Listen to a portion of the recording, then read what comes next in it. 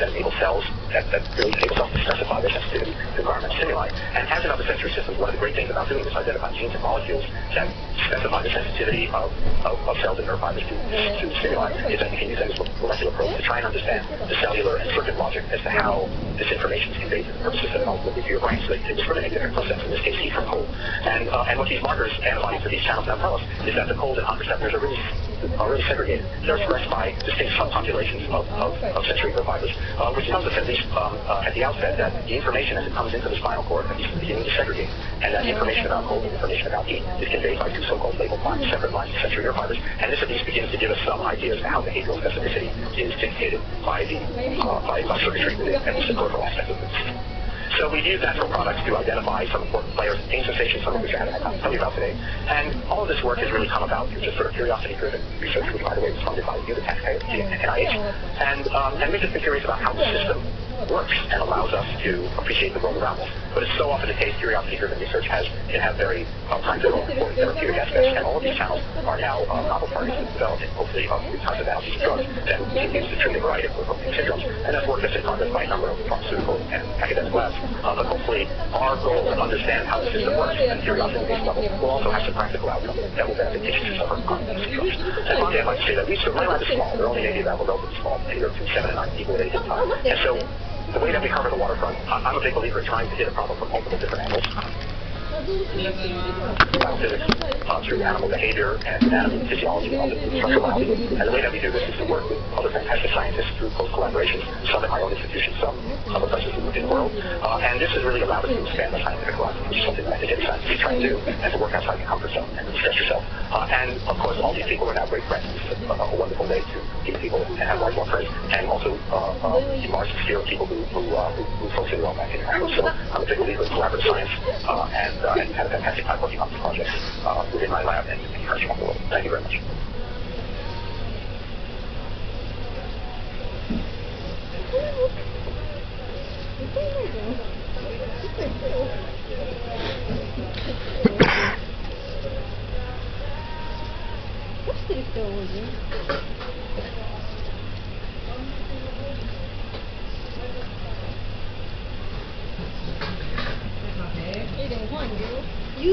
Hello, I'm Ron Vale, and today I have the pleasure to be speaking with Dr. Christiana Nussler-Mohlhard and Dr. Eric Dieshaus, who worked together as junior faculty between 1978 and 1981, and made historic discoveries about genes that are involved in controlling embryonic development, work that led to the Nobel Prize in 1995. So thank you very much for joining us today, and perhaps we can begin by describing some of the work that you did and the discoveries that you made. I started working with science with the idea to find morphogens via mutations in their genes. At the time, people were trying to isolate factors which would alter or change embryonic development, and they did that by striking experiments, substitutions, centrifugations, all these things. And all these experiments had lots of artifacts. And at the time, in our institute, they were giving genetics in bacteria, trying to identify genes involved in DNA recognition. And I figured if one would apply the same methods to development, making a mutation in a gene which is really important for embryonic development, and you should see it in the phenotype, and the gene would be encoding something we are looking for. And this was an idea which somehow, so not that genetics have been done, but mostly on the structures of adult die. Only very few people looked at embryos at the time. And Eric was one of them. So with Eric in Dr. Eric's lab in Basel, where he was already finishing his thesis on Drosophila embryology, and I found that extremely exciting and learned a lot from him. Very sorry. I think your sense of the problem was a bit more, was really directed towards morphogens, whereas I came into the field, I think, because I had, as an embryologist, didn't have the molecular training, even the genetics training in a certain sense. I've worked on flies all my life, but what really fascinated me was watching embryos develop, and that these things happen that are reproducible and mysterious, and in some way at that time, we knew had to depend on specific proteins and therefore specific genes. If genes are important for morphogens, if they're important for everything that an embryo does, then if you set up a program where you're going to randomly mutagenize genes, knock them out, you set up little inbred lines the size of diploid, and then look at the consequences of thousands and thousands and thousands of mutations to identify which mutations and which genes therefore affect processes that are discrete and understandable in the embryo. That's what we did. We struggled to do it for 70 years to figure out how we could do it at the time, focusing on this concept and how to do it. Because people had that mutagenesis. Ed Lewis figured out how to use EMS to induce mutations. There's a huge, wonderful thing about flies. People had worked on this. We knew how to do stuff. But how to do it on the scale that we thought was necessary to actually to get enough of the pieces of the puzzle to see the picture of what was really happening was hard. One of the things we did is contrast with the previous one, is that we figured that the result of embryonic development would be the larva and not the fly. So we should look at larval structures and not at fly structures. And this is what he did in his thesis. And then we tried to developing methods how you could really see the segments in a living embryo and also in a prepared embryo, and use this pattern of the cuticles displaying the segmentation as landmarks for identifying mutants. He established 12,000 skin red lines, which have on average 1 or 2 mutations in them, and looked at the consequences in the embryonic pattern, in the larva and in the cuticle. And we discovered 150 mutations, which when mutated caused strong changes, distinctly visible changes in the pattern. So it was a small fraction of the entire genome about that. So we were limited or so, because most of the genes when mutated don't cause any morphological physical alterations, and this just die, they look normal. And we pulled out those there. It not look normal. After that initial screen, to bring most of those loci to a point of publication still took 3 or 4 years. To go from we did the screen, we published an initial paper in Nature on the small class that affected segmentation, but the broad group of 120, 130 genes that affected all aspects of embryonic development. To map, characterize, assign the complementation groups, all of that took 3 more years. So the 3 of you worked very closely together during this time, and I'm curious, what features about you as scientists were similar that allowed you to really synergize the type of work that you did in the discovery thing? You share one of the features which is very good service. I think it's hardly anyone who can.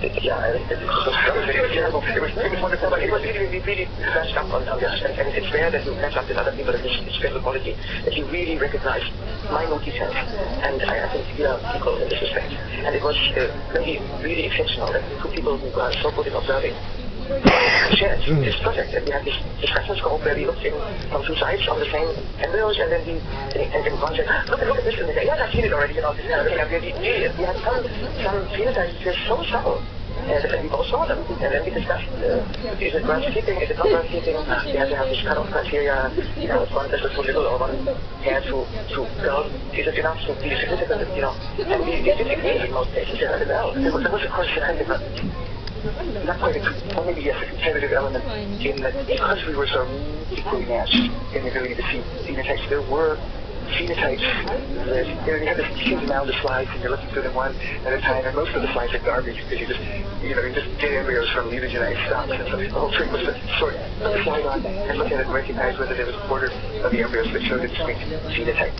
And it could happen that either one of us was, despite of our observational abilities, would have been temporarily distracted, and the other would see the phenotype first.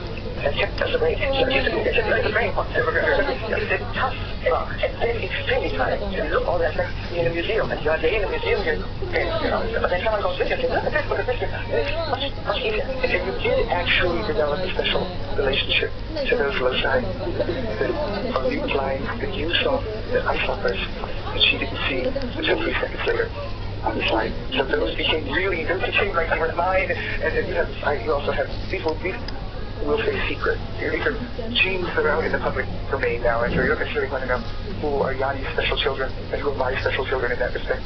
So Yanni, I was struck by one of the quotes in your Nobel Prize biography, which said that we realized that the screening for embryonic use would be very rewarding, and that we were the only people in the world that could do it. And I'm just curious what that meant, and if you could elaborate on that. Sure. Oh, yeah. I did the time, certainly. That's the kind of thing which you have to look that justifies. Your most convenient for arrogance, no, it was great. I remember when we had done this screen, and we were thrilled, and we thought, geez, this is exciting, and we had a poster of 48 pictures of these mutants on the second chromosome. And they were extremely significant, the phenotypes, and we knew that we couldn't interpret them properly, but we knew each of them has to be explained and put into some framework before we understand how embryos are made. So it was a great achievement. We were so proud about it. And we presented this in a Drosophila meeting where the cities of the field were present. And they stood in front of this poster And then they turned around and went away. They couldn't understand it. They didn't even, they had no, they didn't even say, wow, oh. No, I mean, some were hostile, others were completely insecure, didn't know what to say, and this was the response. Yeah? And this was sort of, this is why we said, well, only we could have done it. I mean, if no one can understand it, it seems no one else could have done it. So I gather that the two of you first met in Walter Daring's lab, although you only overlapped for a short period of time. But there's something about when you first met each other that you realized you had similar interests or similar intellectual curiosities. So I went to Walter Daring's lab actually January 1975, and Eric had just finished his thesis. And the lab was full of people who came to work with Drosophila without having worked with Drosophila before. And Eric was one of the very few people in this lab who knew something about embryos. He knew something about embryos, and there was another woman in the laboratorium who knew Drosophila genetically. So I tried to get as much out of them as I could. So then half a year later, and Eric lived a couple of months later, I had already started to move to Sulisman and tried to, he came back because he had a collaboration with people, and I just tried to get as much knowledge out of it as I possibly could. And that was a time for me, which I was eagerly picking up whatever I could get. It was so exciting. I gentrified. I lost my eyes for 5 years. We used to meet and eat dinner together and talk about stuff. And we talked about science and talk about art. I was, I grew up in Alabama. I was like, I had a hard time understanding your thesis. And so hard to understanding my thesis. You know, it was just an awkward thing. But we had other common interests. I mean, music and drawing. So both of you then did your postdocs. And then you both got hired at pretty much the same time at the European Molecular Biology Lab. Was that just a coincidence, or was there some planned synergy that brought the two of you together? I was looking for a job after 2 years in Moses' lab. I had an ECHO fellowship with Renaud, and he and I didn't hit it off together too well, actually. And I wanted to leave, but I didn't have a place to go, so I applied to the EMBL, which was in Lund at the time. It was the second year or so. And I didn't get a job because people said, well, maybe she can't do that alone. She is just started back the slides, and in case some other flight people come to the lab, yes, maybe, but not alone. And then I first got another fellowship and went to Freiburg, spent a year in Lausanne lab, embryologist, ancient embryologist. And then I got the offer from the EMBL. And they had in the meantime asked Eric, and he hadn't even applied. I didn't have to apply. He just was asked, would you be interested in coming to the EMBL? What is actually?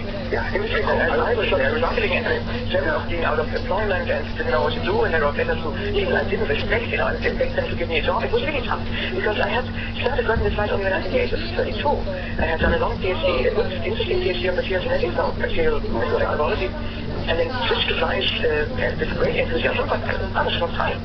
And in the lab and the process, I had published a paper in contrast to all these other brilliant postdocs who did much longer to publish something. But I didn't get a job for that because this was not a field. It was not a big field that people were. And I didn't get any credit for what I had done before. So for me, it was a tough time, I must say. And then when I got the job at EMBL, I was of course thrilled, and together with Eric, very fun-ish. But they treated us in a way, it's not so expensive, let's take these two guys. And an office space together, 2 by 2 meters. And so we discussed a lot. But not in this, it was more than, it was a big house. But we didn't bother too much, and we just tried to get our money going, and we got a technician, shared technician, and flight, to prepare the flights, and we had a good setup. We had no students. There was also no discussion of whether we could get the PhD student. We just were on our own. So we were a 2-headed group without essentially for us.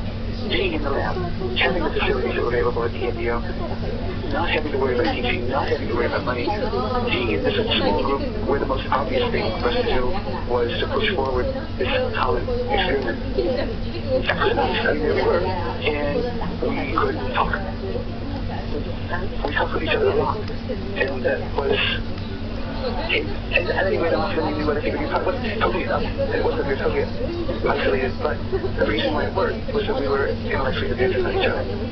So I was wondering how your experience might be relevant for young people today who obviously are trying to start their own careers and achieve their own independence, but also want to collaborate with one another. The thing about, obviously the good thing about collaborations when they work is if you do have two people, they are really good. And they, even if it's not true yin and yang complementarity, it is overlapping synergism is hard to predict, but I think that's why you are really lucky in your career if you're able to collaborate. And in this case, I think none of us could have done this project alone. And it got much richer. It was down to the quality of the analysis. I think this is not just that you maybe we could have discovered other techniques, but how you decide them and how you put them in order, I think that was really much better together compared to each of us singly. And I think it's this project I found in my life. I have to obviously say that it was a great time in my career.